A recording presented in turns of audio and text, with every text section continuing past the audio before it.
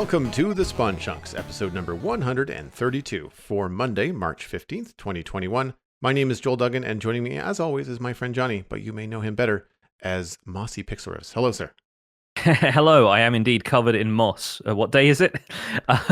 Speaking of covered in moss, we've been gathering a little bit of moss in the pre-show. We've been talking about some of the other stuff that we've been doing lately in streams and in our other video gaming exploits. Joel has been playing Satisfactory. I've been dipping into Stardew Valley. And we've been rolling stones all over the place. If you are interested in hearing some more about that, you can get the extended conversation every week from patreon.com/thespawnchunks, where you can sign up to be a patron and get the render distance RSS feed direct to your devices. So let's step out of the worlds of Satisfactory and Stardew Valley and step back into what we've been doing in Minecraft this week. I started off and completed a blacksmith build over the weekend. And I forgot how good it feels to finish a Minecraft build in less than 6 hours. It's good, right?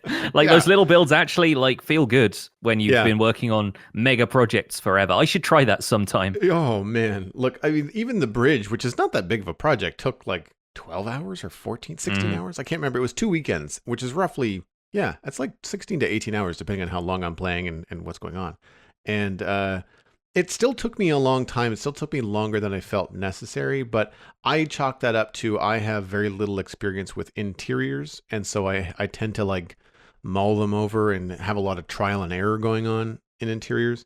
And this one had a special interior-exterior where I had the blacksmith forge with the chimney, and it was outside, but I had an overhang over the top of it. And again, this is inspired by, it wasn't actually another Minecraft build. It was a model. Looks like it might be belong in a medieval model tabletop set or maybe a train set or something. And so I didn't copy it exactly, but I borrowed some different elements from it. And also I had someone ask in Twitch chat over the weekend, how do you get good at building? And I said, well, you beg, borrow, and steal from people that are better than you, all in good faith, and learn. And so I want to tip my hat to Whip, who I saw his recent blacksmith build. I don't know how recent it is. It's in the last year or so, where he used stairs and reversed the stairs to create a small channel. And you can't lava log that stuff at all, unfortunately. But it did look like it would be a channel where a blacksmith would then pour, molten metal. And so I added that into my blacksmith build, and it really adds a lot. I was impressed, even if it's not full of hot, molten stuff. It does kind of add function to the build. And I also, out of pure accident, added shroom lights for the molten material instead of magma, which is what my brain said, I'm going to put magma blocks there. And I didn't have any anywhere. I was like, what? Okay, well, I'm not going to get them because the Nether is miles away from where I am in the medieval zone. And I was like, well, you know what? I've got shroom lights. They're hot and orange. We'll try those. I kind of like them better just for something fantasy and different. It's kind of fun. They're brighter too. Yes. Yeah. No, I will completely agree, because having made that lava flow that I made in the Founder's Forge area of the Survival Guide world out of exclusively magma blocks and shroom lights, it looks like it's molten enough material. It's got areas that are floating on the top of it kind of thing, without it just being straight up lava. And it also just looks more melty than the magma blocks themselves do, that look like they've cooled a little bit and have started to oxidize, So there's a lot to be said for substituting shroom lights in when you don't want actual lava nearby, if you have fire tick on, or if you just prefer not to work with it. Give shroom lights a go. They're definitely worthwhile. So the other thing that I discovered about it too is that we have the furniture data pack from Chuck on the server for tables and chairs and just things like that. And it comes with a furniture hammer, which you use to then adjust the different models of the different table legs. And I thought to myself, I wonder if, because this is from a data pack, can I still use this in an item frame? Turns out I can. So nice. I made a second one, and my blacksmith shop has a hammer above the door for a sign. And I use an old-fashioned string and an anvil technique to hang one on a chain out in the courtyard to kind of symbolize that it's a blacksmith shop, as if the giant anvil that is next to the forge wasn't simple enough. And one of the jokes in chat was that it's hanging low enough that people might actually bang their head on it Yeah. to initiate some business, which I thought that was kind of funny. The other thing that I started on, which I didn't get very far, was finally hashing out the frame for the chapel worship building. I'm not sure what I want to call it. It's not a church. I don't know. I'm going off kind of like more of a not a Gothic style building, but more of something blockier and chunkier, because I don't want it to compete too much with other things around it, like the gate and other pointy, important builds. And so I still feel like the scale's a little bit off, and I'm always relieved when I approach these builds with wireframes, because there's a chance I have to move it ahead by 3 blocks, or shorten it up. Like the front part of the church is a little bit too long, and the whole thing is just a little bit bigger than I wanted. So I'm trying to give it enough room so that from the overhead, I'm not too close to the curtain wall, which is going to have to move anyway. That's a task for maybe not even on stream, because it's just a lot of rock I've got to remove. That's a problem for future Joel, though, because I don't know where that curtain wall is going to go, because there's a river in the way. So it might end up being something specifically right along the river. But for now, I've got the frame of the church in, and I'm really happy about it, because it's just the way that it's just working out. Like all this planning for directing the player's eye is really, really working out, because when you walk into the town, the blacksmith kind of blocks your view of the church, but you can still see the tower. But then when you come around the corner into the square, everything is revealed. And I did a little bit of walking around at the end of the stream, and I'm just really happy with the way things are coming together now that I'm starting to frame up some buildings around this area. So it's fun. I had to push myself away from Minecraft on Sunday, because I had started the framing of the church, and I just got inspired when I started to realize, oh yes, okay, this is what I want. And then I was like, oh crap, I don't have any time. I have to go. Yeah. I have to go get a snack or dinner or whatever. And so it's just nice to have that feeling of like waiting for your next opportunity to get back into Minecraft and continue with what you're doing.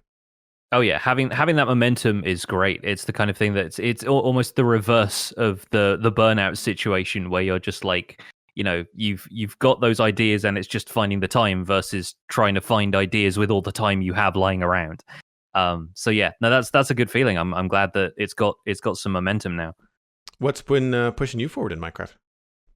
In Skyblock lately, I've raided a woodland mansion, and I sort of needed to do that in preparation for what I'm going to do next at the museum in Survival Guide, because instead of recreating an entire woodland mansion, it's going to be too big. I decided to do a few of the more significant rooms, basically in isolation as examples. So there's going to be a set of them all laid out side by side instead of having them arranged like a woodland mansion would be. And I'll probably leave a map to a woodland mansion in the world if people wanted to go there and look for it themselves. But yeah, I'm just kind of thinking about how to do that whilst working on infrastructure and tidying up a few things around the museum. But on Friday, I think it was, I forget which day we ended up doing this, maybe Thursday, my brother-in-law Chris was streaming Minecraft more regularly on his own Twitch channel, and we did another one of our collab streams where I'm kind of teaching him about the early basics of the game and the stuff that he wouldn't be able to necessarily figure out on his own. So we went to the Nether, and it was his first experience of the Nether, which is pretty fun. We got a really good spawn, which was nice, because I feel like if I'd spawned him in a Soul Sand Valley or a Basalt Delta, then it would have been immediately much more hectic and problematic. But we spawned in on the edge of a lava lake with quite a large nether wastes biome. I remembered that we both needed to wear gold so that the piglins wouldn't attack us. It's all the stuff that like I've been taking for granted for so long, but just introducing other people to that as a concept has been kind of fun. And so yeah, guided him through a bit of piglin bartering. We explored a crimson forest. I told him to put cobblestone and torches down everywhere so that we could mark our way of where we've been. Shout out to Skizzleman for the Scumpus, one of the best techniques for navigating in the Nether. And it's so easy to get lost in crimson forests and stuff now that it very much becomes a different landscape. So yeah, we had some fun with that. We worked a little bit more on a kind of more modern house that I'm building for us, and built a sugarcane farm. Started getting enchanting and stuff set up, breeding animals, that kind of thing. So it feels like I'm doing the very end game stuff of like just showcasing everything that's possible in Minecraft in the Survival Guide series, and then on the other end of the spectrum, I'm guiding somebody on an individual basis through their first real experience of the modern version of Minecraft, because he played back in alpha, but is now just returning to the game after basically a 10-year absence. So yeah, it's been really fun.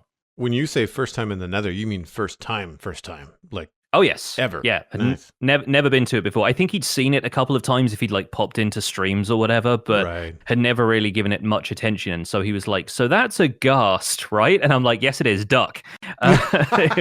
It's been quite the experience. Our first ghast encounter was actually pretty chill. Like the ghast, I don't know how they're kind of targeting works, but apparently they have to come into a certain like Y level range of the player before they'll really try and attack you. I guess so they don't just hover over your head fireballing you constantly.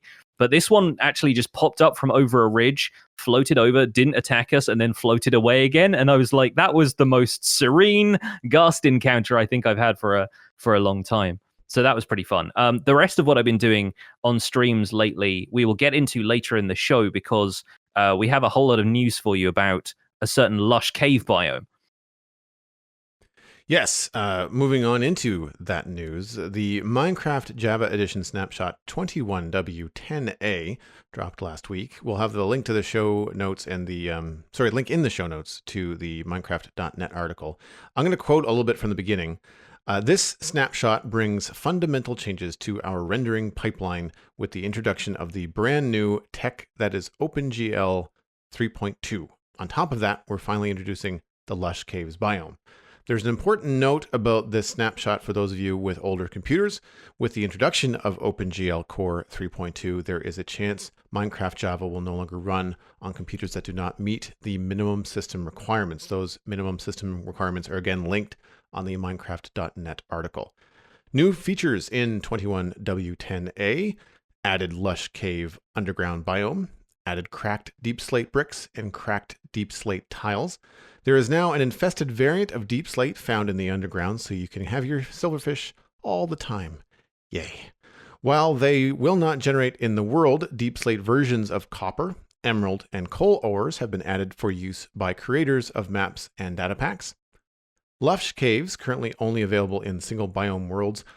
Moss covers the floor and ceilings. Spore blossoms grow from the ceilings and drip particles. Lush Caves contain clay pools where drip leaf plants can grow. They also contain azalea bushes and flowering azalea bushes.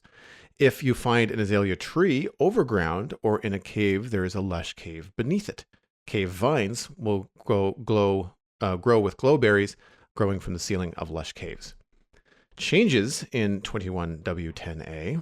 Cobbled deepslate can now be smelted into deepslate. Deepslate can now be placed along any axis.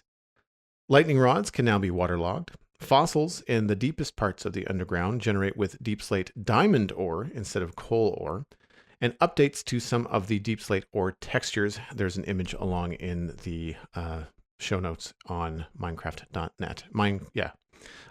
Ore distribution. Once again, more emeralds in mountains, more lapis, less copper, gold, and redstone, smaller diamond blobs, but slightly more frequent, less diamonds overall, less iron, and iron now generates lower down, reduced air exposure for coal. There is another ore distribution graphic linked in the patch notes for the snapshot in the article on Minecraft.net. There are a few technical changes in this snapshot as well, the most notable of which Joel has already covered, that Minecraft Java Edition now runs using OpenGL Core 3.2. This has had a couple of knock-on effects. The maximum size that you can now summon a slime at is 128, which was 256 if you wanted a slime as tall as a building. The give command can now only give up to 100 stacks of items at a time. This is, for example, 6,400 stone or 100 iron swords. Previously, the give limit was up to the maximum value of a 32-bit integer, which could reach 2 billion, which is roughly 33 million stacks. And as we'll come to in the bug reports in a second, this was basically so many items that if you gave yourself that many, the game would just crash. OpenGL rendering is now using OpenGL 3.2 core profile. All fixed function rendering has been replaced with shader-based rendering.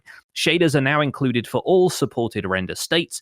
Any shader except for the Blit shader can now also be replaced by a resource pack. For now, replacing these shaders isn't officially supported, and the way it works might change in future. The current rendering engine uses a system similar to the post-processing shader pipeline. There are some differences between both systems that cater to the slightly different requirements. So we'll unpack a little bit more about what that means in a second. First of all, though, fixed bugs of note in 21W10A include the one that the give command could create so many items that the game would freeze. Normal ink sacs and glow ink sacs were not grouped together in the creative inventory. They now are. The glow squid remained dark even if there was a light source block next to it. Ironically enough, that one's now been fixed as well. Lava not generating at the very bottom of noise caves has now been fixed. So if you explore a brand new generated world in the snapshot, you will find large lava lakes generating down in the lowest depths of the world. And previously in these snapshots, there was no way to craft deep slate tiles and deep slate bricks in survival. You could only get to those through the creative menu. A recipe for those has now been added. Last of all, if you're interested in learning a bit more about the inspiration and development of the forthcoming Caves and Cliffs update, especially now we're seeing Lush Caves in the snapshots, there is a YouTube video on the Minecraft YouTube channel, Dev Diaries World Generation, in which a few members of the Minecraft team, now headed by game director Lady Agnes, congrats on the promotion, by the way, explaining some of the inspiration that goes into the update. I'll quote this from the description of the video. Focusing specifically on world generation, they discuss what inspired the new features, how they include different player styles, and which real-world rules they decided to keep and which ones they bent. We also learn about spaghetti caves and cheese caves, so you risk walking away both inspired and hungry. I highly recommend giving this video a watch, though it's a really cool insight into some of the development of Minecraft, and without some of the extra comedic fluff that they've been adding to some of the other videos that might be aimed at a younger audience. So if you're more interested in a serious sit down and chat with the devs about some of the things that they're adding to this update, it's definitely worth your time. I really liked this video, and I will just wave my hand like Forrest Gump and say, please make more of these. I like these. Yes. They remind me of the Dungeons Diaries.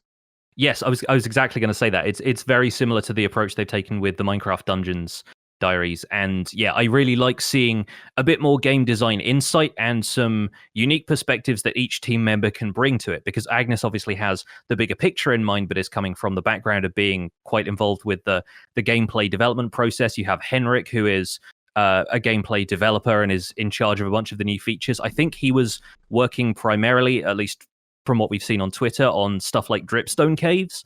And then Jasper, our favorite texture artist, is also there, giving some of his process on how to design textures, which I imagine you got a fair amount out of being an artist. I did, yeah. One of the things that I really appreciated about what Jasper had to say was how difficult it is to make a texture in Minecraft. And I know that I get on my subjective soapbox here on the Sponge Chunk sometimes, because it often makes for better radio. But and other times I'm just, when you care about a game and you're an artist, you always have an opinion about like what looks good, what, you can use and what won't use in the future.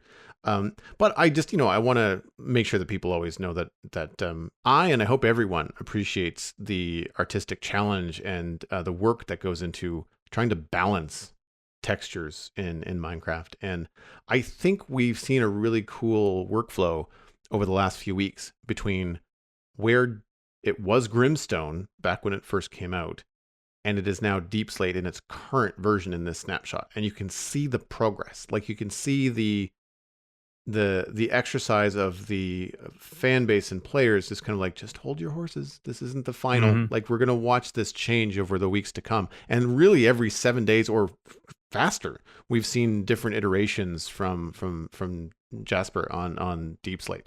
And I like where it is now.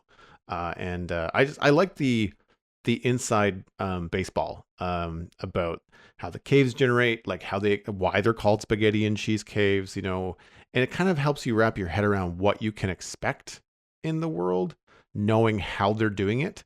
I think it's going to be really, really fun. And it also, again, seeing them talk about it and seeing them set up and try to explain the complexity of it also underlines just how big this update is for Minecraft. Yes. No, it's genuinely huge and feels more so every time you look at a picture of the caves next to a picture of the mountains, and then you realize they're doing both of those in this update. And yeah, there's a little bit about both, which I think is quite nice. I think obviously with mountains being in Bedrock, a lot of Java players who've been into the snapshots haven't really focused too heavily on that, but eventually all of that is going to merge, and there's a whole lot of work, and these are just a few people representing a much larger team at this stage. But it's good to see. The stuff I take away from this is all of the philosophy that goes into how are we going to take the underground, which Henrik points out that you explore a cave, you've basically seen every cave in the current version of Minecraft, and then what they want to do with the Caves and Cliffs update is to take inspiration from how fun it is to explore the surface and introduce the same feeling to caves by giving them atmosphere and biomes and unique resources beyond just ore blocks and stone. And I think that's a really exciting way of looking at it.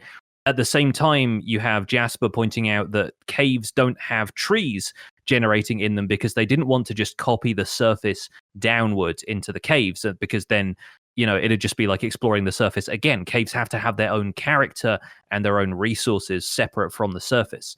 He also gives some really interesting insight into why they made pointed dripstone a plant shape instead of a blockier model. And it's interesting that they're concerned with Minecraft becoming too literal in a way, and how it needs to feel a little bit more fantastical and, like they said in the description, bend the rules of what is physically possible. So you get lush caves despite the fact that light isn't present in the underground and plants need light to grow and photosynthesize and reproduce and everything. So I think it's a really, really neat video and some very good insight into the choices they're making for caves and cliffs. Given what I've seen from some of the deeper caves with the big stone pillars and really cool looking support structures and stuff like that, I wonder if there's a little bit more of a balance they can strike with the deep slate. No, what's it called? Dripstone caves. I mean, go with the models. Like I get why they have to do that from a technical standpoint and a gameplay standpoint. I'm wondering if they would also look cool hanging from a larger stalactite or stalagmite that's made out of blocks. Like kind of layer the two. I feel like that would look really cool.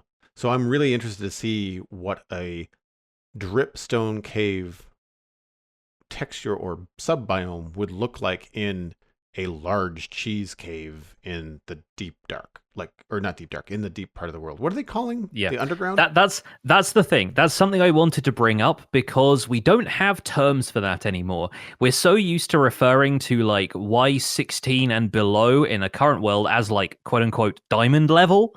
We don't have terminology like that about the new caves yet.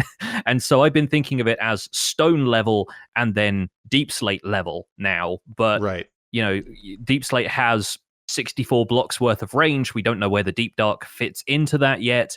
There are, potentially all sorts of different formations you can find there, caverns and like smaller tunnels and that kind of stuff. And we don't really have the terminology as a community yet to describe what we're talking about each time. So I'm interested in how much of that is going to come up in the next little while as people play test these snapshots more, or if it's going to be much more about the long game, and by the time the next update comes out, we'll have ironed out what the terminology is to describe the different parts of the world. I wonder if that's just going to be whatever really popular YouTube creators are calling it, just either out of necessity because they need to try to refer to it as something like not the negatives, because you just calling it an integer value just feels weird. I don't know if people might call it the deep for the deep slate, and then the deep dark becomes its own thing because of that's what they're calling that area for the warden so far. There's also a lot of creators out there that have silly senses of humor and might come up with different things, like the scumpus you mentioned earlier. Yes, they're like there might be a funnier word that just catches on, and people decide to call it that, which could be cool.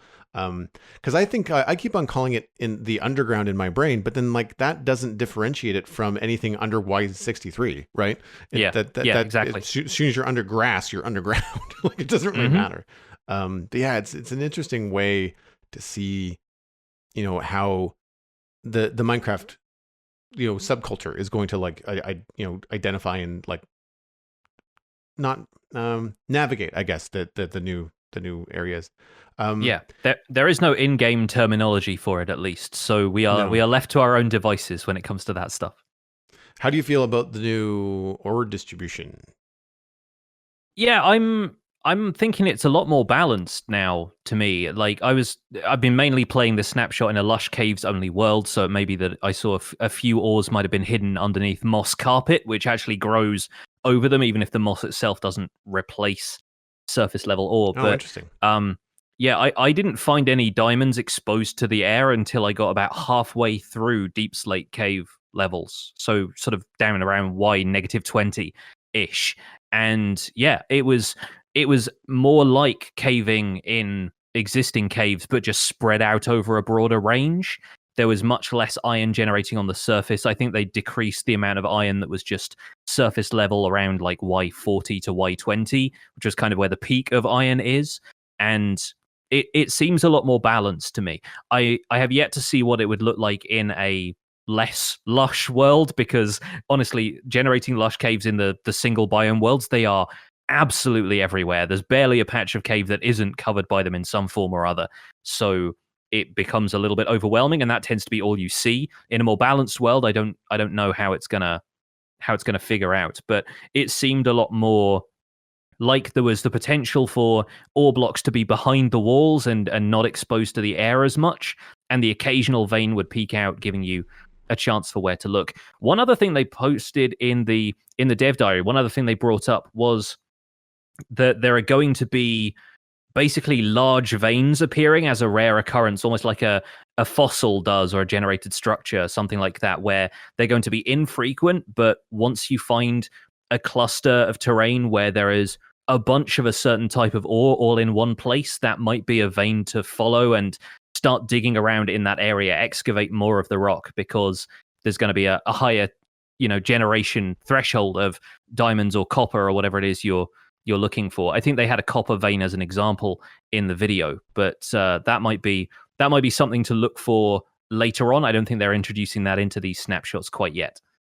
I like that idea. I like the idea of mostly finding things in like groups of 2 or 4, maybe 6, for iron, for example. But then like stumbling upon something that's much larger, like 12, or 16, and having that be, even if you have those and then maybe decrease the frequency of the other things, so you only find like 1 or 2 iron here and there. When you do find that vein of 16, it's going to feel way more exciting. Yeah, you're just absolutely. like, oh, sweet. Totally set up for the next little bit. There's nothing more exciting than finding an 8 vein of diamonds right now. And so I think, yeah, having suddenly lucked into a windfall of a certain type of resource, I think is going to be really important to the caving experience after a while. And it's the kind of thing where players aren't necessarily going to be able to identify it at first glance. They're going to be like, aha, that's one of those new ore clusters that they've added in. But it's just going to be like an unexpected amount. It's going to be just like making whatever caving trip you find one of those a little more special. So that's pretty cool. I like the philosophy behind that. So I'm realizing this week that I'm confused by the graphic that they've put out. Right. I understand the triangles. Like, I get that. Pointy end of the triangle, very few of that resources. Wide end of the triangle, a lot of resources at that particular Y level. What do the big bars mean? I think the big bars are that it's going to be consistent generation, and then plus a little bit extra when those triangles start to come into the equation, right? So looking at the graphic, this is going to refer heavily to the graphic. So if you've not seen this and you're listening and you're confused by what I'm talking about here, then please try and find the graphic on the patch notes. But if you look at the black blobs, or the kind of black shapes that are meant to represent coal generation, we're going to see coal generating with reduced air exposure, where it says that triangle obviously kind of peaks around Y96-ish and then diminishes as you get further around. But then from Y about 130 upwards, there's going to be effectively like the same amount of coal that you could find at every elevation, more or less. So you'll find a more uniform amount of ore being applied to those areas where there's just a bar of material, and then the triangle is more like increased concentration as you go through certain levels, and further down you're going to find less coal and less coal until you hit deep slate. So the same goes for lapis generating. You're going to find a lot of it with no air exposure from below Y56, it looks like, and then you're going to find a few nice veins of it in caves as you get towards Y0, but you're still going to find a decent amount of lapis if you go looking for it and start strip mining around those areas. You're going to find a lot more of it because of that extra bar of material. Right. Okay. And I guess what's missing from this is the idea that, it's not showing a mountain biome, right? And yeah, we exactly. know how infrequent mountain biomes are going to be or we have an idea how infrequent they're going to be from the Bedrock beta from last week. So when they say there's an absolute metric ton of emeralds at like Y246 or something, I can't read, the print is very small. It's like that could be your entire mountain peak, because if it gets really pointy up at that, there's going to be a lot of emeralds in the top of that mountain. I guess the issue there is then that mountain is going to be very, very rare, right? Like that one mountain peak that you're going to find is going to be rare. And then when you think about how much coal is generating from like 136 to 236 idea, it's like, yeah, that looks like a lot of coal. But then you think about how wide a mountain is going to be. It's like, well, it's a lot of coal, but you might end up having to dig through an awful lot of rock to get to it. Yeah, I mean, just having looked at the increased ore generation in the mountains on Bedrock, there is a ton of emerald ore. Like, you're used to emerald ore only generating in one block per vein. Right. In those mountains, when you get up to Y256, I'm looking at a section of a screenshot that I have that I'll try and crop down the specific area I'm looking at, because it's a pretty large mountain vista. But from here, I can see 3 or 4 veins of emerald ore exposed to the surface, some of which have multiple blocks in. So yeah, it's already, for a start, way more visible than it was, but is also going to be in larger groupings than just one block at a time. You're going to find a lot more emerald there, and I mean a lot. And it's still going to be unnecessary, because you can still get the emeralds themselves from villagers. So mine it with silk touch, you monsters. Yeah. Outside of that, ore distribution is changing a whole bunch, and I think it's going to be fun to see where the balance lies once we have a fuller picture of underground generation with the other biomes added in. I think my view of it might have been skewed slightly by the fact that I was there for Lush Caves rather than for, a long-term survival world. How do you feel about the changes with OpenGL? Now, I've noticed a couple of minor visual rendering issues while I was streaming and recording in this snapshot. It runs fine for me. There was just some odd shadows on the side of blocks as I passed. It was like, rendering the shading on those blocks kind of weirdly. I don't know what this means in terms of what the OpenGL renderer is capable of and how that's going to impact performance for various people. It seems to indicate in the changelog that people who aren't running on a certain specification, it's a fairly low minimum system requirements, aren't going to be able to play Minecraft if they don't have access to this. And I think that's just more a compatibility thing than it is like, okay, performance is going to be on another level. Right. So I'm hoping that for most people it's not going to be a hugely noticeable change. For me, it isn't. I feel like I would only have noticed that as something weird because I knew that OpenGL had been updated. And so, but by the way, I should point out that it says the brand new tech of OpenGL 3.2. That is in huge sarcasm quotes, because I'm pretty sure somebody posted in our Discord that OpenGL 3.2 has been around for years now, and the most recent release is a little bit higher than that. And this is more of like a compromise between what's accessible for people with older devices and what it allows Minecraft to be capable of moving forward, right? Did you get that impression? Yes, Will Run for Fun and Shepard in our Discord were having a discussion about OpenGL. OpenGL 3.2 was released 11 years ago in 2009. Around the same time Minecraft was released then. So we quote-unquote updated, And then OpenGL 4.6 is the current release, and even that is from 2017, so that's 4 years old. Right. And so, new is relative, I guess, to Minecraft. Shepard shared a quote from I believe it's Sergey. I hope I'm pronouncing that right. who is a developer at Mojang, said that, and quote unquote from their tweet, the main reason to use this specific version of OpenGL 3.2 core profile is that it's a good compromise between supporting older systems and improving the engine to give us better control over rendering. It's also the best choice to keep it working on older OS X systems. And that's from March 10th on Twitter. And so it's not that they're trying to update it to the latest greatest, it's that they're trying to achieve that balance of like, how can we bring Minecraft a little bit farther into the future from where it is now, and take advantage of probably some of the newer, better technology that they might have to take advantage of with Caves and Cliffs, and not get rid of, a huge part of their install base, which they would probably understand is running on older systems. A lot of young people don't necessarily have new computers. They'll have, older computers, perhaps the parents' hand me down, that kind of thing, or devices, whether it's, a tablet or whatever. I would argue that if you are using a device from 11 years ago, you're having trouble with your browser. Forget Minecraft. Yeah. So I don't know many people that are on a device that's 11 years old. I know some people that are on devices that are 5 to 6 years old, though. My iMac is from 2017.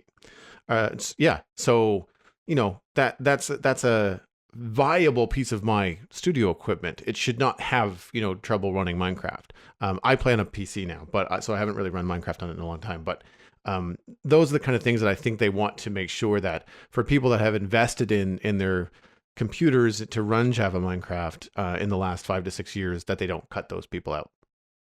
Yeah, and it's not something have any kind of expertise on when it comes to the rendering side of things, so I'm going to stumble my way through most of this. I recommend following Xylephian on Twitter, because in between the random posts and memeing, there is a lot of really interesting info about the way Minecraft runs, and there was a couple of really interesting short videos about what it takes to render a scene in Minecraft, and like a lot of code kind of scrolling past.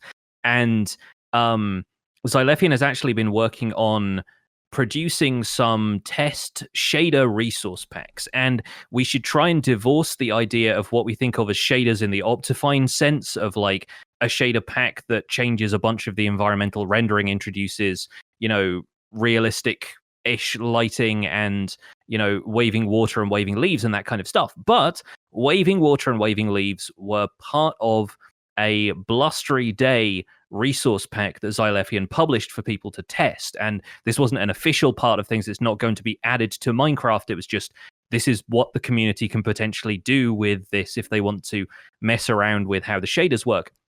So the idea was that if you loaded this resource pack up, the leaves on the trees would be waving a little bit. The surface of the water would be wavering. It's still all of the same Minecraft textures, and there aren't, immediately God rays from the sun and shadows being cast everywhere, but it's just an option for Minecraft to render things this way now that I think had to be on the default rendering settings for the graphics card or for OpenGL itself. Again, this is where my knowledge of this completely breaks down, so sorry if I'm just stumbling my way through most of this. But I found when I was trying out this Blustery Day resource pack, only the birch leaves were swaying when it seemed to be that all of the leaves in the world should have been, and the water movement was rendered on the underside of the source block, not on the top surface of the source block. And other people reported that it worked fine for them, so I'm not entirely certain what was different for me, but there are, a few things that are potentially in need of tweaking there. And again, I'm not certain if it was something about my system and the drivers I have installed or something like that. Like, it's a lot of behind the scenes stuff that has to be working in tandem for some of this stuff to really take effect, I think.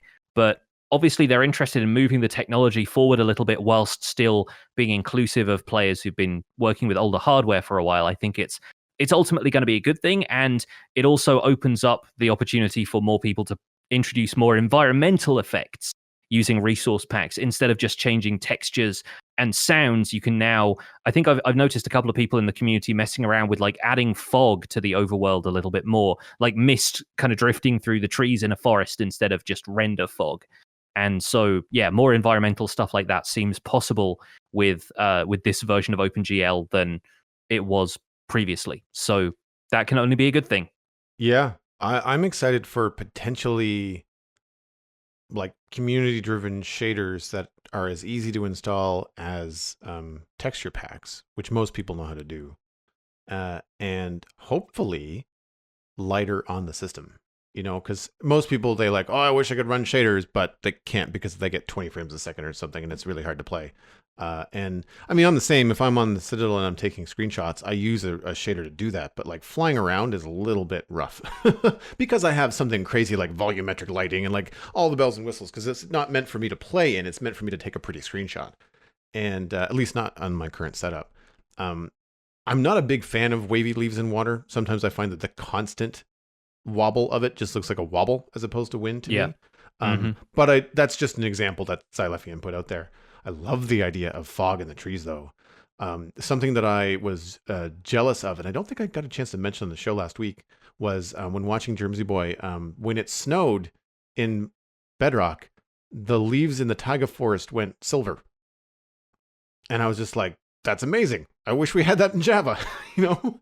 And so having any kind of atmosphere into the forests like that, even if it's not changing the actual block color, but just putting like a low cloud or a fog kind of like screen, like an alpha channel or something over things would be really, really cool, especially if creators get a chance to control that based on biome, based on Y value, perhaps. I know that Silder's shaders has a fabulous shader version so that you don't have to have Optifine installed. You can use it with just the basic support from 116.5. So it's hard for me to understand, and I think it's going to be one of those things where time will tell in terms of what the very smart people in the community are able to achieve, and what that means for the average Minecraft player, and if you can do things that might, enable your game to do different things and create more atmosphere, which I think is one of the things that I always miss when I turn off shaders. I take a screenshot, post it on Twitter, and then I turn them off to play and stream. And I always kind of go, oh, right. Yeah. Not that I mind. I mean, 10 minutes later, I'm fine and I'm enjoying Minecraft. But there's that moment where like, oh, I miss the shadows. Like, I really miss that kind of stuff. Do you find that when you're flipping back and forth between playing RTX with Bedrock and then you go back to Java, like, do you find like you really miss the shading and the shadows and the lighting? I feel like it works differently for me with RTX because a lot of the surface level RTX stuff doesn't have that much of an impact on the overworld. I think it works a lot differently when you're caving and when you're using light differently and stuff like that. But if you're on the surface, if you're just building, aside from a few shadows and things like that, it's still fairly faithful to standard Minecraft graphics, just with like a little bit of a different rendering thing. I think if anything, it looks slightly different because it's Bedrock Edition to begin with, so the water looks a little bit different. Some of the textures render slightly differently, maybe with more like vibrancy added here and there, but it's not like switching back and forth between shaders and standard graphics on Java, because the shader packs are designed to make the world feel a bit more cinematic. And I think the realism that RTX ends up providing is a different beast entirely. That's perhaps also why I've been so frustrated with people ending up comparing the two, because I don't think they're going for the same thing. But I don't really miss that in the same sense, because to me RTX still feels like an experiment than a way I would play Minecraft long term. Right. I think it's still like a world where I can mess around with the colored lighting and all of the stuff that I've wanted to do visually for a while, but then default Java graphics is still like my home. That's still where I go to kind of play the game, as it were. Before we move on from this and talk about some of the new block changes, I found the person who was making Mist using the shaders, Eldrian. She is a French Minecraft player and I think mainly dabbles in kind of command blocks and the more technical side of the game. I'll post a link to the Twitter post where she's showcasing some of the Mist shaders, and it's still all based, of course, on Java graphics. It's not like extra particles floating through the world, but it's just like a slight tweaking of the environment and some areas appearing a little bit lighter and darker, and fog being introduced into some of these areas. And it's really interesting. I'm looking forward to seeing more stuff like this as people start to mess around with it. I know that some developers are doing an RTX thing for Java. Like shader pack, people are trying to attempt that for the systems that can handle it. I wonder if the move to OpenGL 3.2 will aid that or make it more complicated. I imagine it would help it, I would think. Yeah, I personally wonder how long it's going to take Optifine to update at this point, because I feel like that's always the issue with people who rely on Optifine for performance improvements. Obviously, there are more possibilities out there like sodium and so forth, but I think a lot of people wait for how long it's going to take with Optifine, and anytime anything to do with rendering changes, Optifine is going to take a little bit longer to adapt. So we'll see. Let's talk about some of these new blocks, though, because for a start, we have directional placement for natural deep slates, which I think we're both very happy about. Yeah. It's really nice to have. The new top texture is still perfectly usable for what I want, even though it has changed slightly. What I really wanted to use deep slate for was a natural stone transition between the stone that we have from standard caves and then the rougher stone textures like basalt and tuff and black stone. It provides that nice medium gray going through to the darker ones, and also a medium texture to introduce some of those more varied textures for the other materials. And now that's directional, we can use that in walls as well as floors and various other bits and pieces. So I'm sure you were happy about this as well, Joel.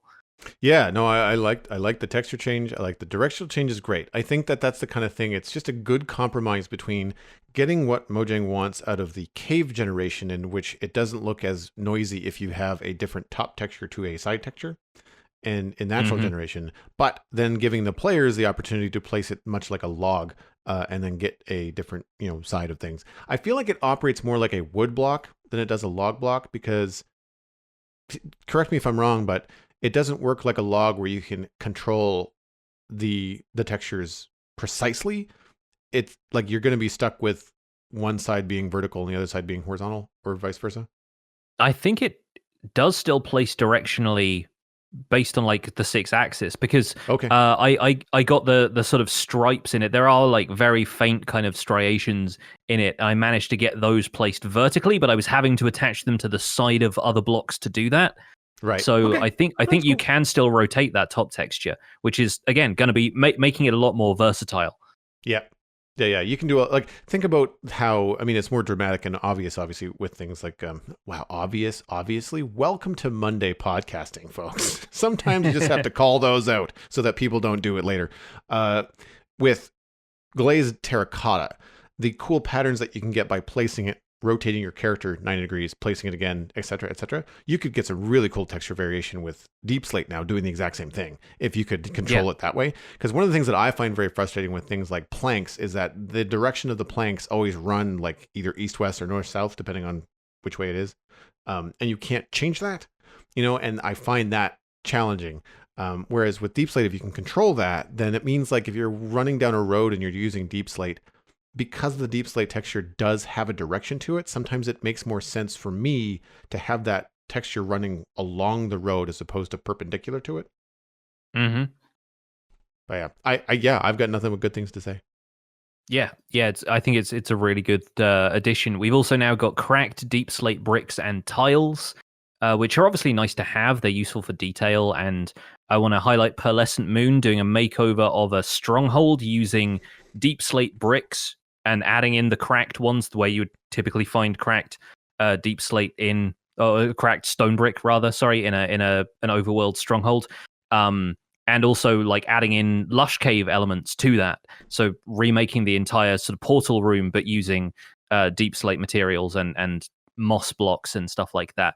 Kind of maybe mocking up an example of what it'd look like if a stronghold generated with those materials further down in the world, which I think a lot of people have been asking for. Not certain if we're going to see an update to stronghold generation in this update. It might be a little bit too much of an extra thing, but I really like that as an addition. And I think the cracked tiles feel a little bit more subtle, but they do add a lot to varying that tile texture when it doesn't really have a whole lot of other stuff that feels like it has the same shapes in it.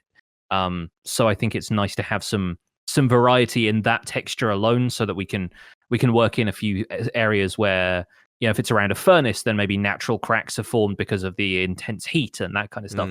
I think it's good to add stuff like that into the palette, and I was expecting stuff like this to come down a little bit further down the line. If not this update, then maybe in future. So they're really getting behind deepslate in a big way, which I like a lot as a builder.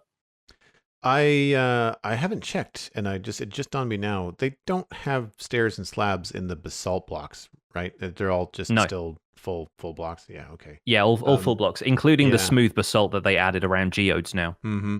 I feel like the only thing that I'm still missing from the tile is that shift and grout that I mentioned before. I'm still hoping that they make some adjustments there so that it meshes just a little bit better with the other blocks in its block family, I guess we're gonna call it. But yeah, I mean, more cracked stuff is good. I've been having a lot of inventory issues lately, so I'm still wondering how all of this is going to go when we go to play. The Shulker Box Islands are going to just be massive. Shulker Box is full of bundles, man. I'm calling it right now. Yeah, for sure. But with that, let's quickly move on to chunk mail before we get into the main discussion about Lush Caves today. If you'd like to email the show and potentially get your email read, the email address to send your email to is spawnchunkmail@gmail.com. Once again, that's spawnchunkmail@gmail.com. This first one comes in from Jay Juggler and is a follow-up on our discussion about the Minecraft Dungeons arcade game. The subject is Arcade Resurgence. Ahoy there, Pix and Joel. Prior to the pandemic, I was an arcade regular and part-time pinball machine cleaner. Arcades have seen a huge boom in the last few years. My thinking is that it's in response to the trend towards smaller handheld gaming devices. As screens get smaller and multiplayer takes place on separate screens, playing on a cabinet with your friends seems special again. Arcades also give physical experiences that you're not easily able to fit into your own house, such as pinball and driving games with molded cockpits. I too was surprised by this news item, and I wonder if Minecraft Dungeons will be a success as an arcade game. Anyway, that's just my 2 chunks. Jay Juggler. Again, the creative sign-offs keep coming. I'm always impressed by them, but yeah, we have a licensed pinball machine cleaner writing in to let us know that arcades are alive and well. That's good to know. I think I mentioned pinball last week. Maybe I didn't, but I'm glad that they brought it up because yeah, like those are the kind of physical things that I think arcades still have. I don't have a lot to add, but I want to give a shout out to Ali L and Ferg5000. Great username, by the way. Also writing in with Dungeons Arcade's cabinet responses. Ali L said something along the lines of cabinets being in development before the pandemic, perhaps by another company or partner, and that's why it's being released as if they're really, maybe Mojang didn't have as much of a say in it as they, as us maybe assume. And that arcades, the physical locations, can be appealing to parents of often short attention span youngsters. So you're not investing in big consoles and yet another DLC that they play for 5 minutes. And you can take them to the arcade for an afternoon and they're kind of done for the next couple of months, Ferg5000 mentioned that a lot of arcade-like experiences in the US anyway are combined with big facilities like bowling, billiards, in addition to arcades and skee ball and laser tag. Like there's these big facilities that like fun zones. They're not just like an arcade. Yeah. I can say anecdotally in Canada, especially in Halifax anyway, not now, but several years ago, one of the biggest things was bars that had a room that they weren't using or a basement would often put in pinballs or arcade machines for adults. So it was not a kid situation. It was a come have a beer and then go play some pinball. And that was kind of a fad for a little while, but I think it just became too crowded or just not feasible to keep up financially. I'm not sure what the maintenance on those machines is like. Maybe, Jay Juggler can fill us in, but yeah, it's interesting response to that. So brief tangent on the subject of pinball. Those machines are fascinating. And in a digital age, it's really cool to see something that's so physical.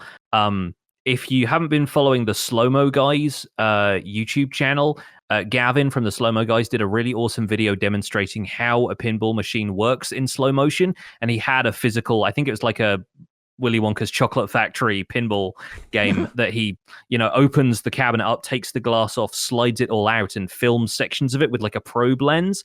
It is well worth the watch, just for a little bit of understanding about how something like that works. And in an age when you'd imagine like, oh, it's a circuit board or something that controls the whole thing. No, it's all physical. It's all wired in.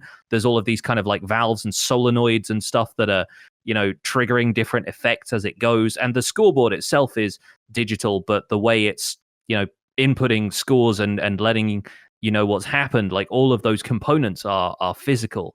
It's really quite fascinating stuff. So I can see why they need cleaning because oh boy, there's a lot going on there. But yeah, I totally get the point of the email here. Is like home gaming can feel a little bit isolated. And I was pointing out the issues I was having playing couch co-op Minecraft Dungeons, where if one player wants to open their inventory, it takes up the entire screen for the other player, and you're sort of out of the game all of a sudden. And so playing on multiple screens kind of seems like the solution to that, but then it becomes a bit of a different experience for everybody if you're all on separate devices, and it doesn't feel as social. But I like the camaraderie of having an arcade thing, and maybe it's slightly the pandemic talking of thinking like in a room with other people, impossible. But I think it's it seems like a fun day out to be meeting up with friends at an arcade instead of playing multiplayer games from your own homes. And I think my experience with arcades in the UK is just a little outdated, or perhaps they're not as frequent here as they are elsewhere. But the last time I remember going to a proper arcade experience was attached to a bowling alley, and it was one of those cases where you get disappointed as a child because a lot of the machines are more focused around like gambling and that kind of stuff. They're more like slot machines than they are proper arcade games. And as a kid, you don't always have the money for that kind of stuff as well. So like, yeah, it's a different world a lot of the time, but I can imagine people really enjoying stuff like this. We may not be the audience for it necessarily, but I imagine once those arcade cabinets are out there, well, they'll find some interest, and maybe the card swapping mechanic and stuff like that will start to get them a bit of attention. We'll see. Soren in our chat said that they have a membership to a facility like that, obstacle course, go-karts, laser tag, VR games, that kind of stuff, as well as normal arcade games. The thing that always turned me off about arcade games was like the coin op, like just pumping in change and, just watching your money vanish. I would wonder if arcades have switched to like that kind of a membership thing where like you can just play for as long as you want, similar to like Netflix. You can watch as much as you want. You're just paying for a monthly membership, and the people are just counting on, the businesses are just counting on you're just not there all the time because you can't be, be an interesting way to look at it. The other thing that I wanted to mention, Alistair, who I mentioned last week, that has a bunch of home arcade cabinets. One of his Street Fighter cabinets, it's not really a cabinet. It's like a tabletop or coffee table replacement. So similar to like playing air hockey, you're playing Street Fighter. You each have your own small monitor, and it's flat. So like Battleship, like I'm looking at a right side up monitor for me, but Alistair's monitor would be upside down to me because he'd be facing it. So it's kind of like a head to head. So it doesn't have a lot more social interaction. Like you're facing one another, like you're facing off, but then you're playing the game downward. I haven't actually done it, but I've seen photos of it, and it looks like it's a really interesting take on a home arcade. I went to a bar once a while back that had a Pong table that was like that. There was, obviously the controls there were fairly simple, and I think most of the time we were just using it as a coffee table, but it had like a thick sheet of Perspex over it, and then in the table there was Pong, and if you wanted to play it, you could just throw in a couple of coins and play against the person you were having a beer with. Next email comes in from Gundar H. Striker, a landscape artist in our Discord. Hardware or optimization issues. Hi, Jonny and Joel. I've been playing on Realms for a few months now, in which the world has been set to amplified during creation. Playing on this server, I noticed I got significant frame stutters when crossing certain chunk borders. This is due to the amount of blocks that must be rendered in an amplified world, and of course, it is expected. There was a warning message at the creation screen telling the user that amplified requires a beefier setup. At the time, I was playing on an older computer that had a GTX 970 graphics card. It's a card from 2014 for clarity. I blamed my old rig for any performance issues I had. I even had frame drops below 60 whenever I used shaders, which lined up with the amplified performance. What was alarming to me, however, is that after I got a new computer recently featuring a 3070 card from NVIDIA, I was still getting stutters in the same world, in exactly the same chunk border spots. What this got me thinking about was the new mountain generation and world height in caves and cliffs. It would seem the amount of blocks in the snapshot worlds is probably about the same or more than an amplified world, which would mean they would need to do a lot of optimization to ensure smoother gameplay. What are your thoughts around this topic, and how do you think Mojang will tackle performance in these larger worlds? don't take things for granted. Gundar H. Striker. P.S. The screen freeze stutter with the PC, an older PC, is 2 to 3 seconds, and with a newer PC, it's less than a second. So while the hardware helped, it didn't solve the issue entirely. Yeah, you're the one that has more issues with the frame rate side of things lately, or stuttering at least when you're playing Minecraft. Yeah, do I? So this is already a frame problem with my computer. It does happen in other games other than Minecraft, so it's not solely a Minecraft problem. I find it way more prominent in Minecraft, though.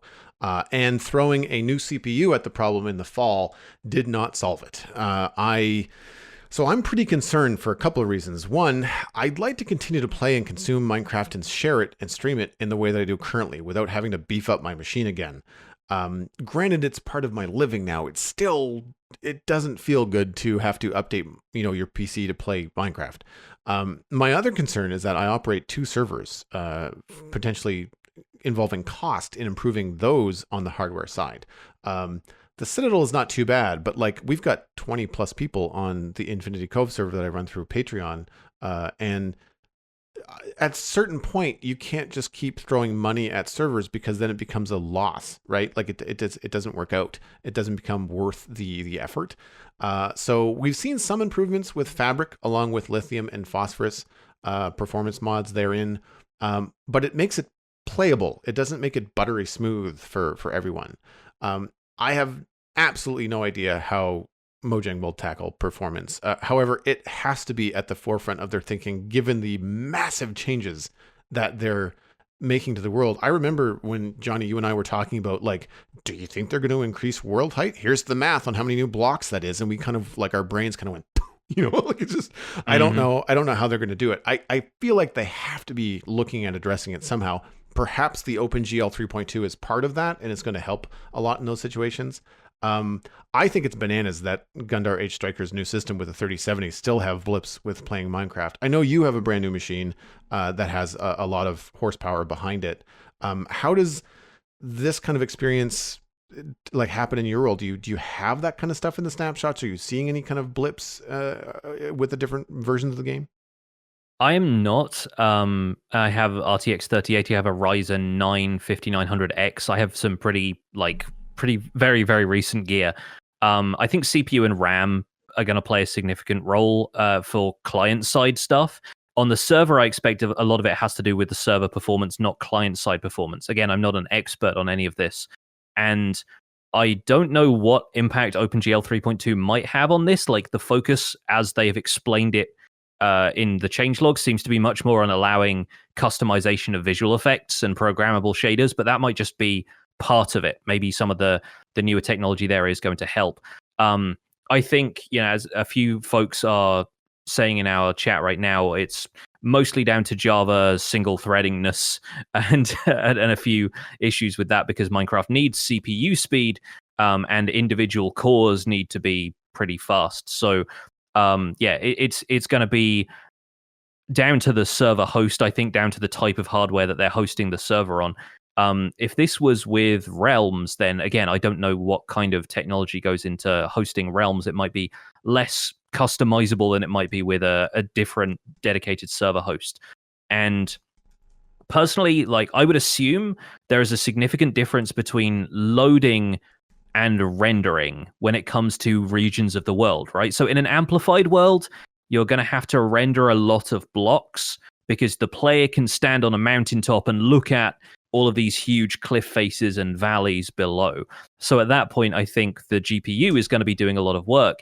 If you're in caves, the game only has to really render what the player can see, and there are going to be a lot of hidden blocks that the game client doesn't need to worry about. There's a lot of faces that it can just ignore because they're all stuffed behind the wall, as it were. And while the game's logic might still have to take into account all of the other stuff that's going on in that chunk, you probably have to render less.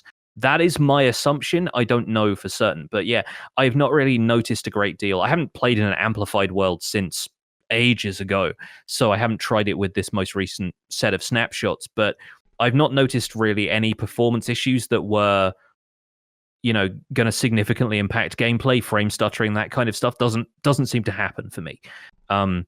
I will keep an eye out for it, and it may be that I've been just so excited about the features that I've overlooked any kind of little stutters and things like that. But yeah, I think it's going to come down to how well your hardware is handling things client side and how good the server side hardware is at keeping up with everything as it loads. I'd be interested to hear if Gundam H Striker has any feedback on running an amplified world on their own PC, like from a single player world as opposed to a server, and if the same issue occurs.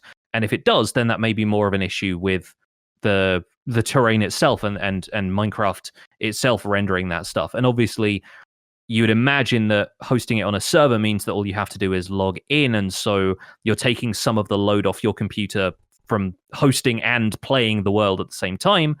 But there could potentially be some differences there. So it'll be interesting to see what the differences are between those.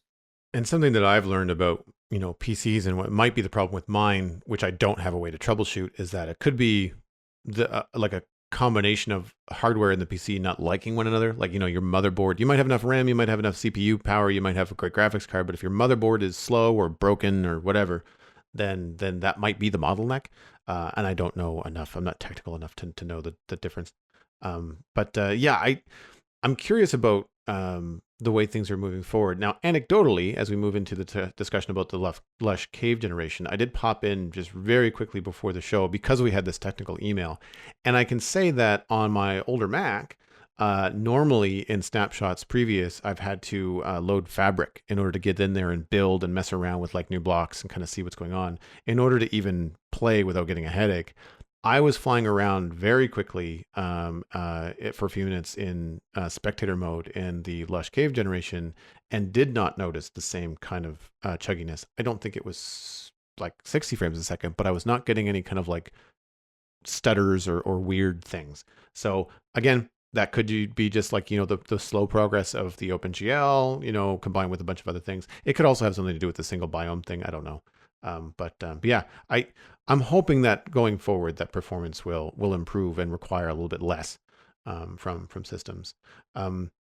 Speaking of though, time to talk lush green things, I think. And like I said, I don't have a huge amount of first-hand gameplay in Lush Caves this week, so I'll defer to you, Jonny, for a lot of what I know you've been sharing.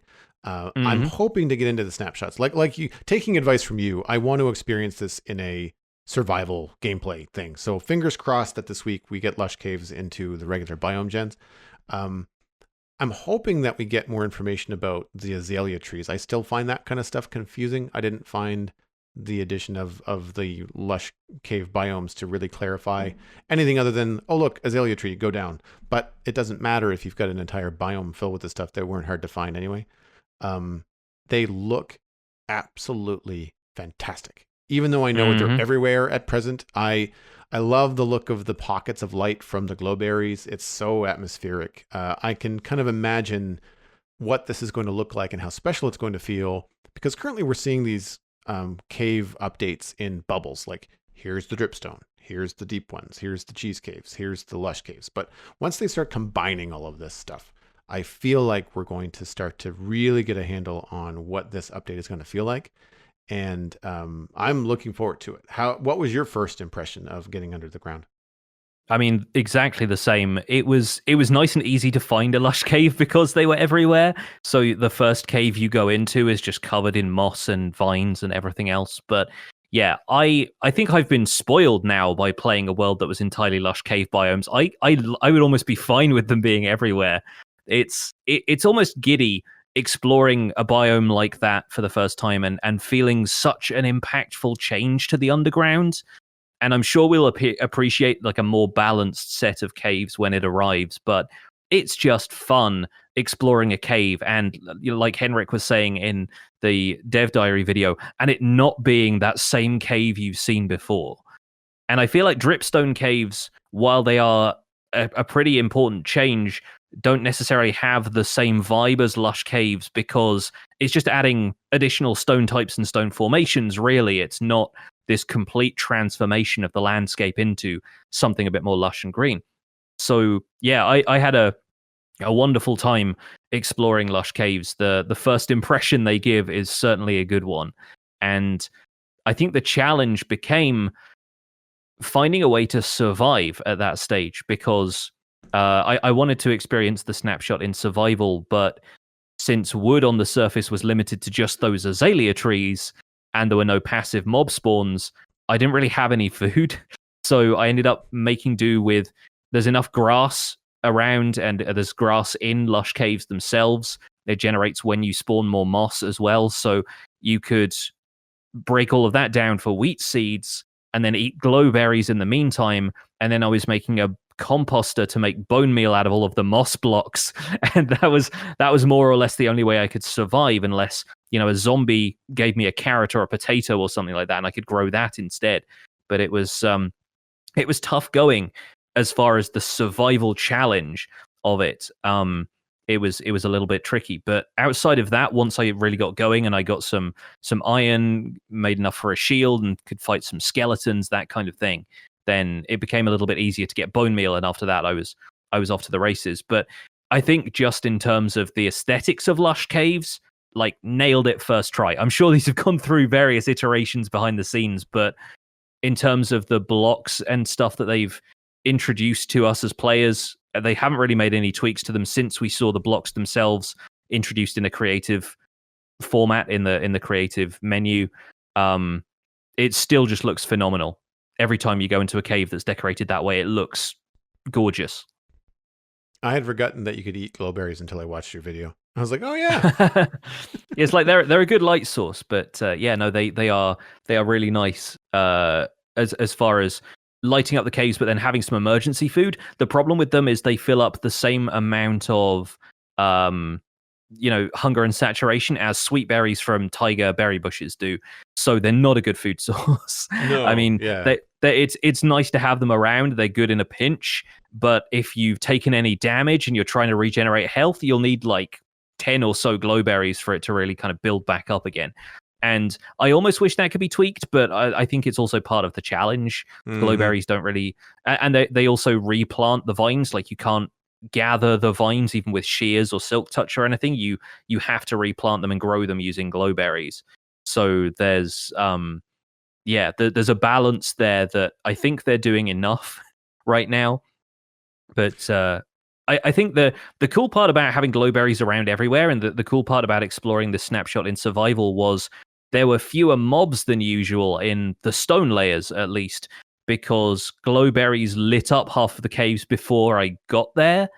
And by the time I was needing glowberries to survive and picking them off and darkening the environment around me, I had enough coal for torches that I could just replace them with a torch on the ground. And it made survival a little bit easier. But then that changed again when I got to deep slate levels and the caverns start to kick in, because the glowberries in the ceiling aren't dangling low enough to illuminate the floor. So that is naturally, just based on the size of the environment, actually providing different levels of difficulty as you explore downwards through a lush cave. I think that's a really fun thing. I don't know how much verticality is going to be involved if you find a lush cave at Y32, if it's still going to be there at Y negative 32, but it can potentially be a really fun change to go from a slightly easier environment to a much harder one, simply by nature of how much mob spawning is being blocked. I did notice that when I was traveling through a couple of larger caves, actually above Y0, and noticing that I was trying to look at the other things. I was looking for drip leaf, I was looking for moss, and I was like, I can't see anything because all the glowberries are at the top. And I didn't think to bone meal anything. I was just kind of looking around. And I wonder, not everywhere, but I'm wondering if in Lush Caves, if something like a sea pickle or something different with the same function in the little rock pools would be good to give the floor not enough illumination to block light, or to block mob spawn, but enough to show you where the floor is. Because I found it again like super dark, and I was just like, well, I can see the ceiling, but like the ceiling is not where I'm standing. Like, I kind of want to know where I'm going.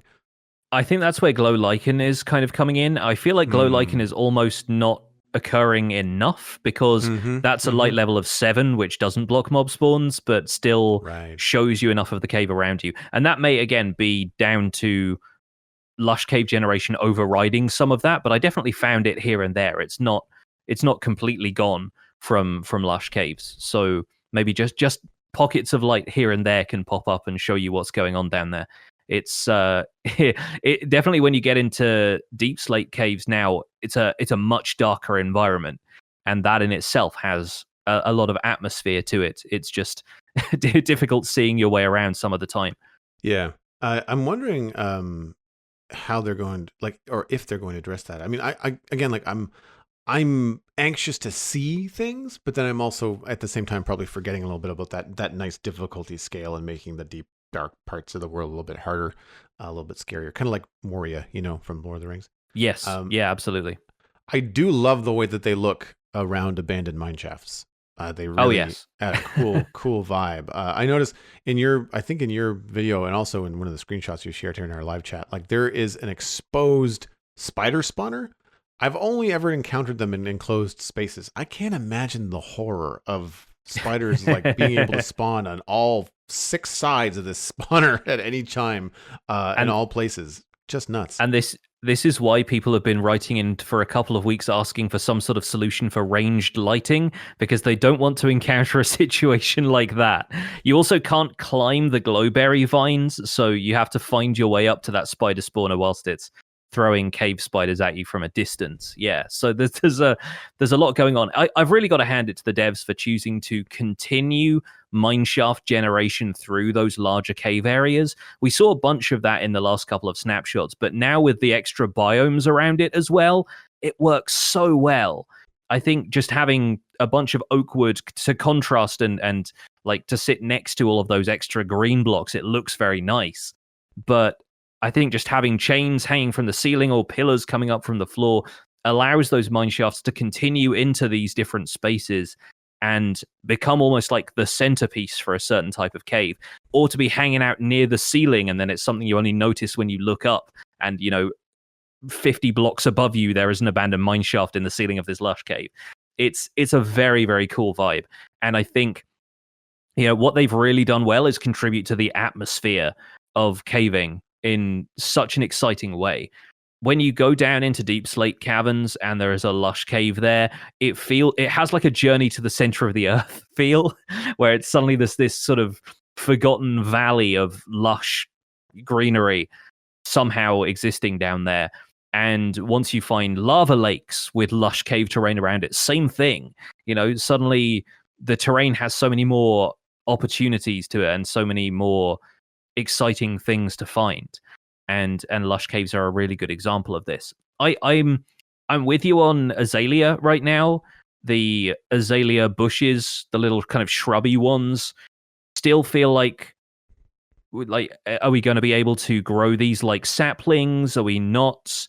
Do we just have to make do with the azalea leaves that we find on the surface, or is there some way to reproduce those? Like, I presume that stuff is still coming, or we'll have some sort of definitive answer for that once Caves and Cliffs comes out, but it's still not got its own wood. Whether or not that happens, I'm kind of fine with it, considering how much other stuff we've got, but it would be nice to know one way or the other. Oakwood seems like a placeholder for now, but yeah, if it is just oakwood with azalea leaves around it, then it would be nice to at least grow it, because I like the azalea leaves a lot. I think they're a really nice addition to the palette, and having those flowering leaves is also really attractive. If azalea wood was to have a different color, are we still leaning on like something lighter than birch?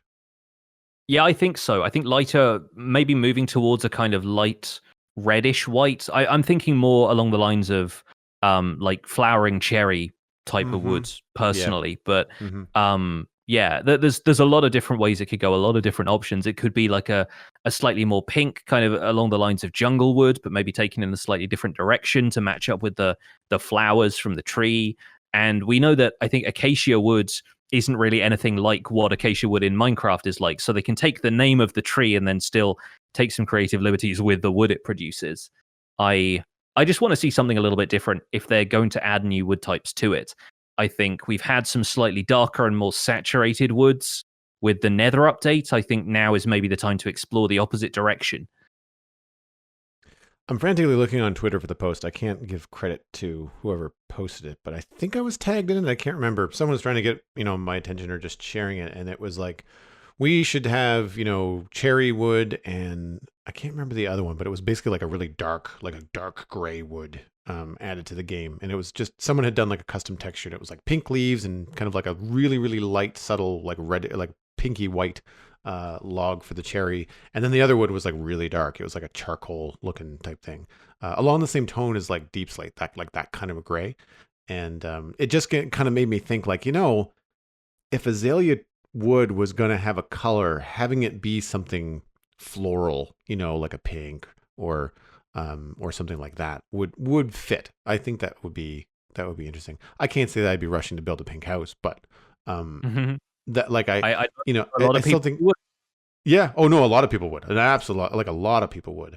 And I think it would also go with, like, you think about how the warm tones in like a cherry wood go with things like, terracotta, and I mean, even dark oak is very saturated. Like, it's a reddy brown, like it's a ruddy color.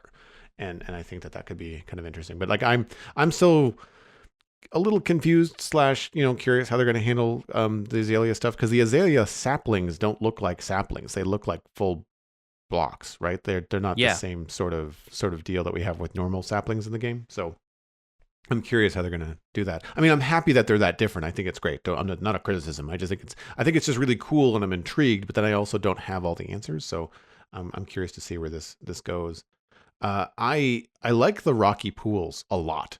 I've seen them look a little bit wonky when they're like on the transition from like the edge of a cave into the rocky pools. But I've also seen some larger sections of rocky pools that look fantastic. They really have that cool, like, trickle down look to them. And I can see what they're going for. It was the development video, the diary that we shared earlier, that made me realize, oh, that's exactly what they're going for. I see it now, because I wasn't quite catching everything. Because again, what I was watching from the snapshot were all survival video playthroughs and my own little bit of exploration. And so everything was very dimly lit. Like, you didn't see for miles because someone turned on night vision, because I wasn't watching that content. But yeah, like, I'm impressed. I'm hoping they're not as rare as mountain biomes. Like, I'm hoping they're going to be more frequent, than I would hate for these things to be so rare that they're hard to find. Yeah, I think they're definitely going to be more frequent, because these are one of the few biomes that are going to be underground, whereas the surface obviously has a lot of different biomes already. So you're going to find a lot more of these branching out, I think, and regardless of how frequent they are, it's still going to feel like an event running into them, because generation is so different. So I think you're going to find a lot of different variations. And once you've got one moss block, you can basically start your own lush cave somewhere else as well, because of how easy it is to grow the stuff once you have a bit of bone meal. So there is potential for, like, I was worried that when we get full world generation and lush caves are included, you're going to find a lush cave that sort of cuts off halfway through one of those big caverns, and you'd think, oh, what a missed opportunity for this entire cave to just be like a self-contained biodome almost of lush cave. And then you realize, oh, with a bit of bone meal, I could make that myself. And suddenly the player agency really starts to kick back in again. And it'd be maybe less immersive to find at first, but makes a project for the player a little bit later on. I totally agree about the presence of water in these lush caves, by the way. It feels very natural. The layers of clay already expand on what we've seen from aquifers and having different water levels, but in a much more immediately staggered way. It's a lot shallower, the changes in elevation, and it makes terrain less maneuverable when you're dealing with mobs or other challenges. And if you're running from skeletons or zombies or whatever that are chasing you, you find yourself getting stuck in water and tripping over things, and suddenly it becomes difficult terrain for you. And that tempts you to try and use some of the terrain to your advantage, hop on those drip leaf plants and keep running. There's a little bit of stuff there that becomes a practical resource for the player, especially further down in the world where things get a bit more dangerous. So I think the terrain adapts in a lot of ways to different styles of gameplay very well. And I think that's a really fun thing. I kept finding myself, when I just wanted to like take a moment and think, I absent-mindedly do this a lot in Minecraft. I'll just like hop on a block because I'm like one block higher, and I can just kind of like stop for a second and pause on this block like I'm sitting down on a chair or something like that. I found myself doing that onto the big drip leaf plants, and then a couple of seconds later I'd get tilted off. And that was always a wake-up call of like, oh yeah, I can't just stand on these things. And that's an interesting dynamic. That's the first time I'd really experienced those in survival without setting it up myself, and it was just a funny moment to think, oh yeah, that's how that block works, and I need to remember to do that, otherwise it's going to catch me out one of these days. I do find it funny that like now that we're seeing lava generating at the bottom of the world again, you can't really have drip leaf growing naturally in lava, because I feel like that'd be a naturally generated parkour course that you'd want to make sure you got every jump right.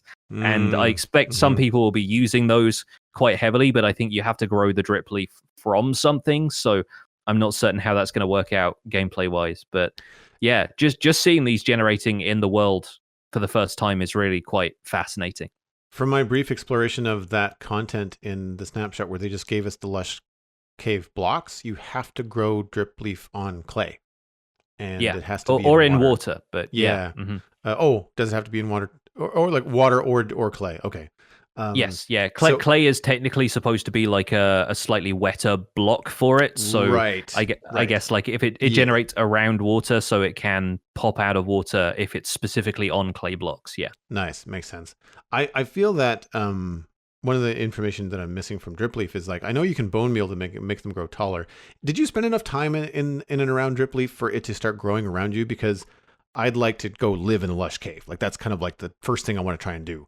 And if I'm in that cave for a long time, I don't want the drip leaf to touch the ceiling, and I don't want the cave vines to touch the floor, because eventually you just won't be able to see for green. While fun for a minute, I imagine that would be very annoying, because it's something I find very difficult and annoying from a design-wise about normal vines, is that they grow everywhere unless you string certain sections and try to make them not grow. So it's hard to control. Have you found anything with the length of time that you spent in the Lush Caves? Have you found anything like that happening? No, I haven't. I think the drip leaf stuff only grows if players grow it using bone meal. That's the only thing that changes the height of that stuff. And then the cave vines have an age like kelp, so they're not going to grow down past a certain point anyway. And I don't think there's ever been an environment which is just so overgrown that once you get to it, it's just all over the place. It's not like a jungle where it's going to get so you can't see the wood for the trees with all of the plant life. I think they've done a fairly good job of making it feel like a good adaptation to the environment. The other question I had about Lush Caves was, do moss blocks cushion your fall like a hay block? I don't think they do, which I don't know. Maybe they should. I get the sense that even though moss is like a full block, like a meter thick block, I don't know if it's necessarily meant to be a meter of moss in so much as it is just moss covering stone. And in that watery environment, you'd find moss growing and it'd be fairly slick, and then it'd be more slippery than it would be cushiony. Right. So I get the sense that maybe it's not meant to break your fall in that way, like, a dense canopy of foliage might. If you're falling through the canopy of a forest, I think it's going to be much more about, just that feeling of like, plant life growing in the dark and surviving on what nutrients it can get from the water and the rocks around it. It's not necessarily going to be as fluffy as all of that, And last point, what is the best tool for mining moss? See, this is an interesting one because I didn't think there was one at first. It turns out it's an axe. Really? That's weird. Yeah, it is weird. And I wasn't entirely sure because I was thinking of moss like a dirt type block, so I was using a shovel on it at first. And then I realized that if you punch it, it broke at the same speed as a shovel, and it breaks pretty fast just with any tool. So I was kind of surprised that it had an efficient tool to begin with. But then if you break it with an axe, like an iron axe basically insta-mined it.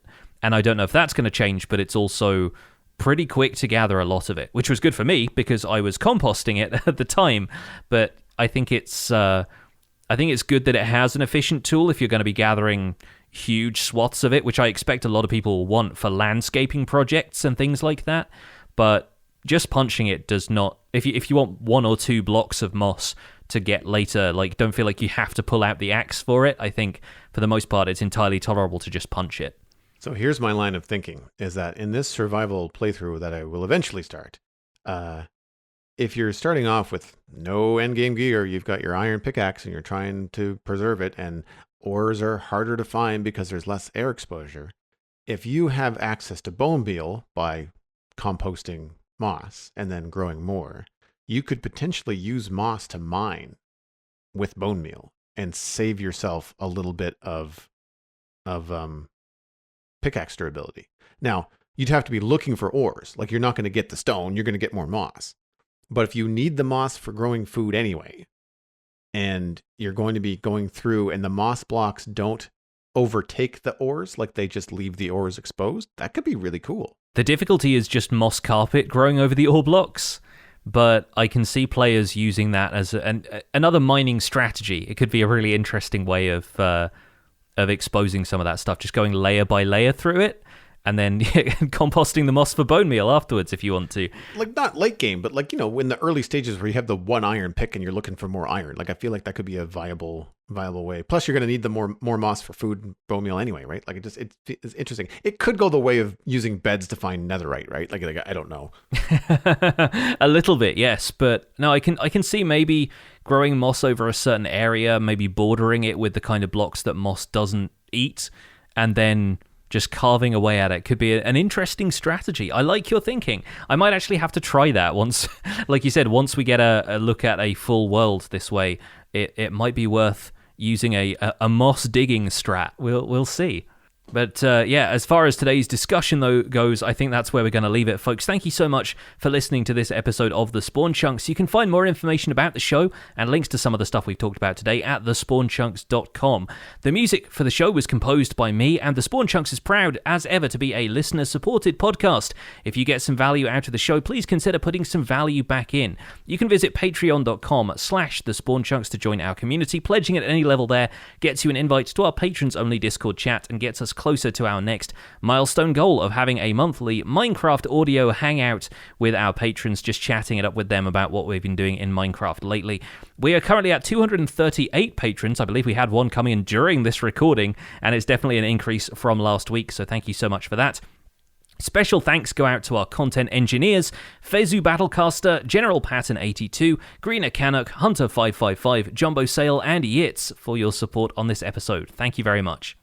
Sharing the podcast with your friends is the easiest way to support the show. You can find us at The Spawn Chunks on Twitter and Instagram, but personal recommendations are by far the best way to share the podcast. Poke a friend in the arm from a safe distance and tell them where they can listen to The Spawn Chunks. That happens to be on iTunes, Spotify, Google Podcasts, and YouTube. You can email the show at spawnchunkmail@gmail.com. Find the RSS feed linked on the spawnchunks.com and the patron-only RSS feed on the Patreon page. That's where you can listen to the render distance, the extended version of the podcast. My name is Jonny, but online I go by Pixelriffs. You can find most of what I do at youtube.com/Pixelriffs, where I attempt to make sense of this crazy and wonderful game in a series called The Minecraft Survival Guide. I also stream 3 days a week on Twitch, where we do behind-the-scenes work for the Survival Guide and sometimes attempt silly challenges in the Snapshots. I'm also the voice of the unofficial Hermitcraft recap. You can find that through a quick YouTube search. And aside from that, I'm at Pixelriffs on both Twitter and Instagram. Joel, where can people find you online? Everything I'm doing online, including my illustration and design portfolio, is at joelduggan.com. My other podcast, The Sigil Cafe, can be found at thesizzlecafe.com. We've been enjoying WandaVision on that show and talking a lot about that.